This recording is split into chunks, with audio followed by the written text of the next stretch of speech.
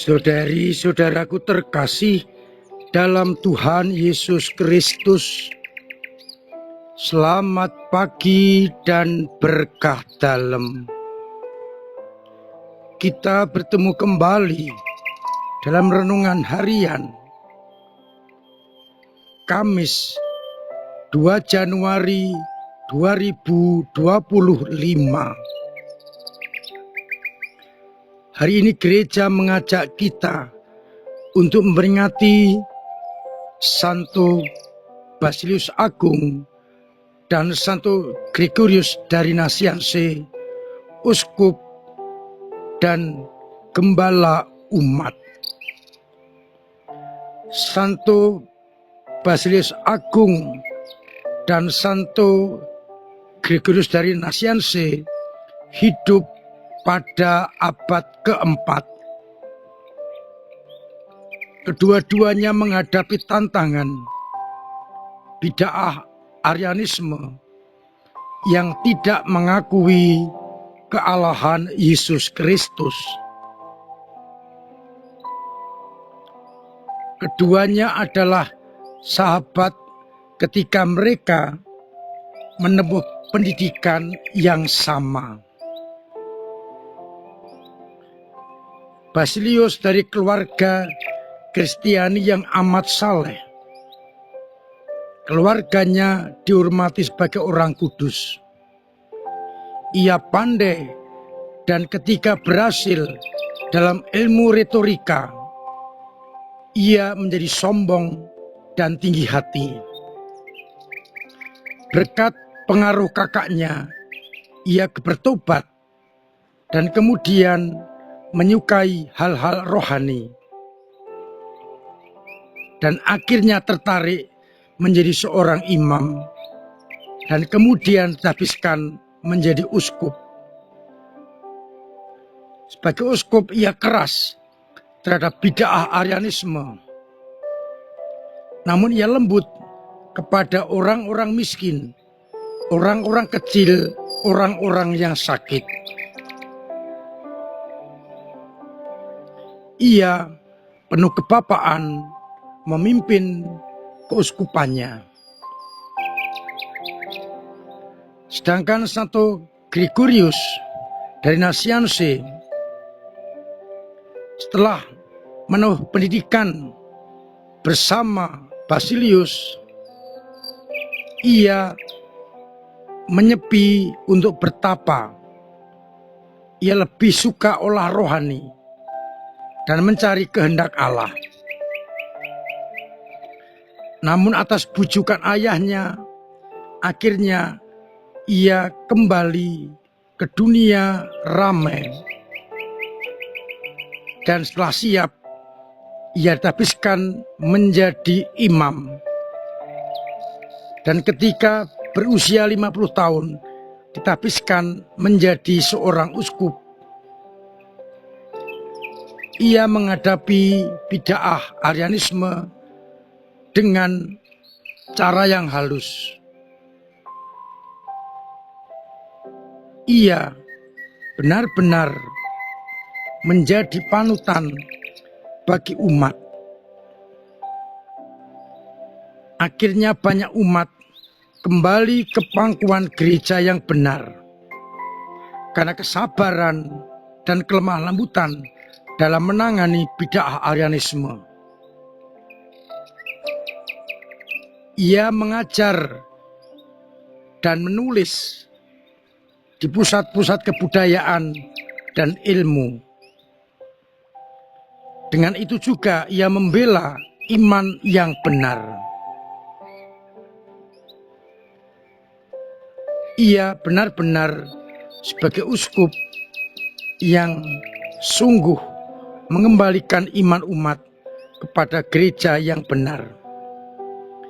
Kita bersyukur atas kedua orang kudus ini dan mohon rahmat Tuhan agar kita pun dimampukan untuk membela iman yang benar. Bacaan Ekaristi hari ini, bacaan pertama dari surat Rasul Yohanes yang pertama, bab 2, ayat 22 sampai 28. Yohanes menegaskan apa atau siapa yang telah mengenal Sang Putra, ia mengenal Bapa. Dan apa yang telah didengar dari Sang Putra, hendaknya tetap tinggal di dalam diri manusia. Sedangkan pada bacaan Injil, Yohanes menegaskan, "Aku bukan Elia, aku bukan salah seorang dari nabi, aku bukan Mesias. Dia yang kamu cari di tengah-tengahmu, membuka tali kasutnya pun aku tidak layak." Yohanes menunjuk kepada Yesus yang dinanti-nantikan oleh bangsa Israel.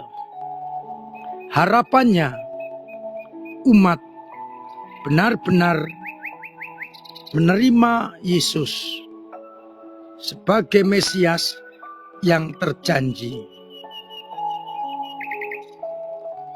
Saudara-saudaraku terkasih,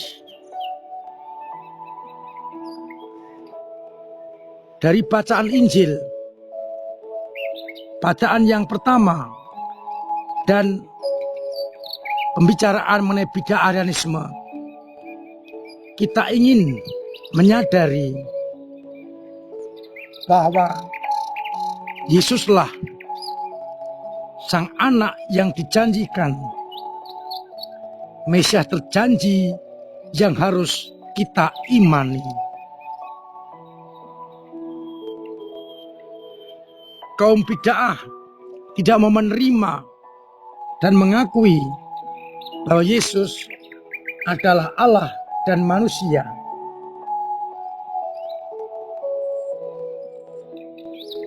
Pada bacaan yang pertama ditegaskan, barang siapa menerima anak akan menjadi milik Bapa dan akan dibawa kepada surga. Pada Injil jelas siapa Mesias yang terjanji. Yesus yang lahir di kandang Bethlehem. Hari ini kita diajak untuk semakin yakin bahwa yang lahir di kandang Bethlehem sekian ribu tahun yang lalu adalah Mesias terjanji yang akan membebaskan bangsa manusia dari belenggu dan perbudakan dosa. Seperti ajakan Yohanes dalam bacaan yang pertama, hendaknya kita menerima Sang Putra agar kita menjadi milik Bapa. Dan kalau menjadi milik Bapa, milik kepunyaannya, kita pun kelak juga akan dimasukkan dalam rumahnya yang kudus. Sehingga kita tidak perlu khawatir.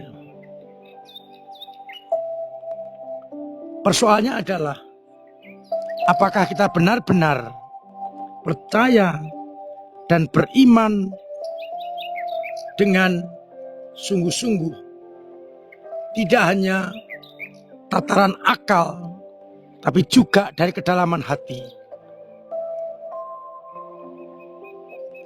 Orang-orang Farisi, ahli Taurat, mereka masih bertanya-tanya, mencari siapa Mesias.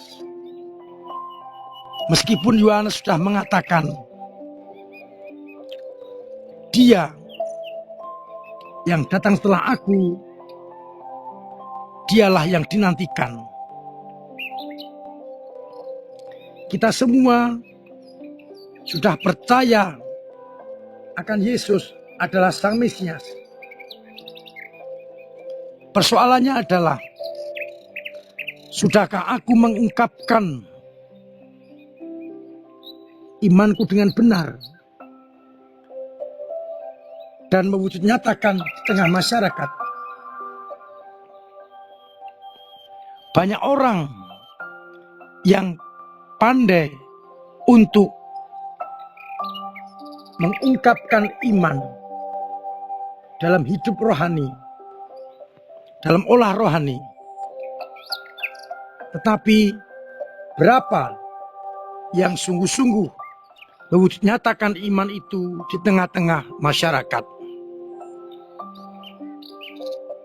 Kita semua mempunyai nama baptis. Tapi apakah hidup kita mencerminkan nama itu? Jangan bangga dengan nama baptis yang indah, tetapi tingkah lakunya jauh dari martabat sebagai orang Kristiani.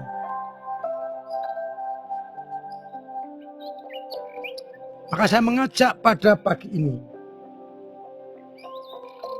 kita semua berefleksi dan bertanya, apakah aku sudah mengungkapkan iman dengan benar sekaligus mewujud nyatakan di tengah-tengah masyarakat? Bukan orang yang berseru Tuhan, Tuhan akan masuk dalam kerajaannya, tapi mereka yang mendengarkan sabda Allah, merenungkan dan melaksanakan. Merekalah yang boleh masuk dalam kerajaannya. Semoga kita dimampukan untuk mengungkapkan iman dengan benar, sekaligus wujud nyatakan di tengah masyarakat. Mari bersama-sama kita ungkapkan iman dalam olah rohani, dan kita wujud nyatakan dengan hidup sebagai martabat anak-anak Allah di tengah masyarakat. Tuhan memberkati kita sekalian. Amin. Marilah kita berdoa. Bapa yang penuh kasih, kami bersyukur atas orang kudus-Mu yang benar-benar mengungkapkan iman sekaligus menciptakan iman di tengah masyarakat. Sehingga akhirnya banyak orang yang kembali kepada gereja yang benar. Mampukanlah kami untuk memiliki semangat yang sama, agar dengan ungkapan-ungkapan dan perwujudan iman, banyak orang mengenal Engkau, bertobat dan diselamatkan. Semoga iman kami yang kadang lemah, kadang rapuh, Engkau kuatkan. Engkau dorong sehingga iman kami semakin bertumbuh, berkembang, dan semakin kokoh. Semoga umat-Mu yang sakit Engkau sembuhkan, yang telah berpulang menghadap-Mu Engkau terima dalam pangkuan-Mu, yang punya persoalan Engkau bantu untuk mengurai, yang punya beban berat Engkau ringankan, agar akhirnya mereka dalam situasi apapun tetap beriman kepadamu. Untuk itu, sertai kami dengan berkat-Mu sendiri, Bapa dan Putra dan Roh Kudus. Amin. Saudara-saudaraku terkasih, tetap saya ingatkan untuk terus-menerus mengusahakan pola hidup yang sehat, agar kita tetap sehat, keluarga sehat, sama sehat. Terima kasih untuk semua usaha di dalam membangun gereja lewat doa-doa, pemberian tenaga, waktu, karya, dan juga pemberian dana yang sungguh memperlancar gereja dalam melayani umat.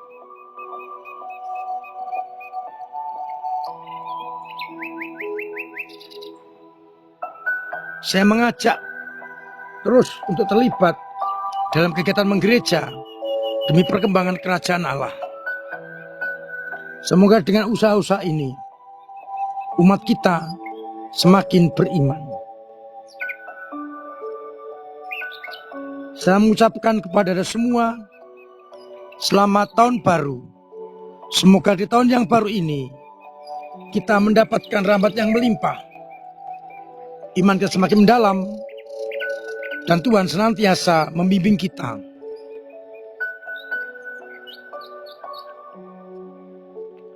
Kita baktikan hidup kita di tahun ini dengan peduli dalam kegiatan-kegiatan lingkungan, wilayah maupun paroki, agar gereja semakin hidup, berkembang, dan akhirnya menuju kepada kerajaan Allah. Akhirnya saya mengucapkan selamat pagi, selamat merenungkan, salam sehat, Tuhan memberkati.